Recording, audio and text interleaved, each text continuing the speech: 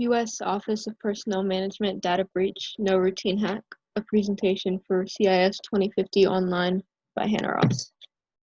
Some salient points of this presentation is that the U.S. Office of Personnel Management, also known as OPM, is responsible for background checks and security clearance nationwide. This means they do all government background checks, financial records, employment things, anything like that. In April of 2015, they experienced a security breach, which was thought to be by China, but has not been taken responsibility for. This was believed to be active since March of 2014, so over a year. The situation was handled with poor leadership and accountability on the management's end and ineffective communication throughout the company.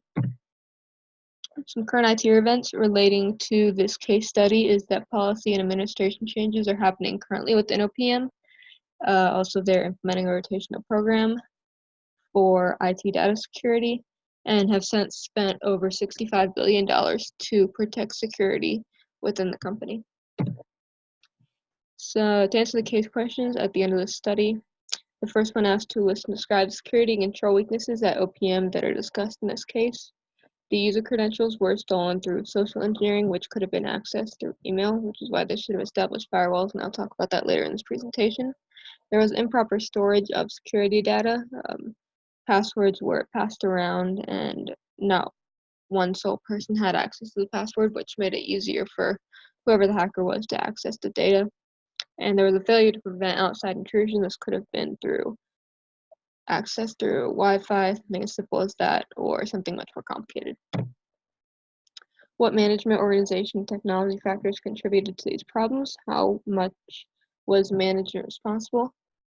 Management was poor in this situation. They also did not protect their data very well, and they could have established better communication channels to let the company know who would be protecting what passwords and things like that. What was the impact of the OPM hack? There was launching of better security programs, as I mentioned before, their new rotational IT development program, and massive amounts of spending on security, $65 billion and over. Is there a solution to this problem? If there was more established security in the foundation of the company, I think that this problem could have been avoided. Also establishing, as I mentioned, open lines of communication, so there wouldn't be any confusion with password protection. Some applicable course concepts is encryption, which is the process of transforming plain text or data into ciphertext that cannot be read by anyone except the sender or receiver. That means that if an upper management level was to send any kind of password to anybody else in the company, no one could hack into the email and receive it. I think they also could have established firewalls, which prevent unauthorized users from accessing private networks, such as private Wi-Fi and things like that. OPM has since spent multi-billion dollars on protection.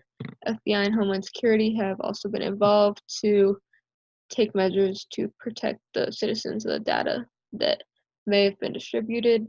At first, this was by sending a memo to the general American public, letting them know that your data may have been stolen and that the government is doing what they can to protect it. Some questions I came up with is, how can management learn from what OPM did and implement more effective practices in their own companies? I think that any management team can establish clear practices, have set storage and passwords, and keep them in a secure file, protected by a firewall, encrypted, everything like that, and have that open communication. If this breach were to happen 10 years from now, what would be different? I think it could be drastically worse or better if it was to happen 10 years from now. Technology is always evolving.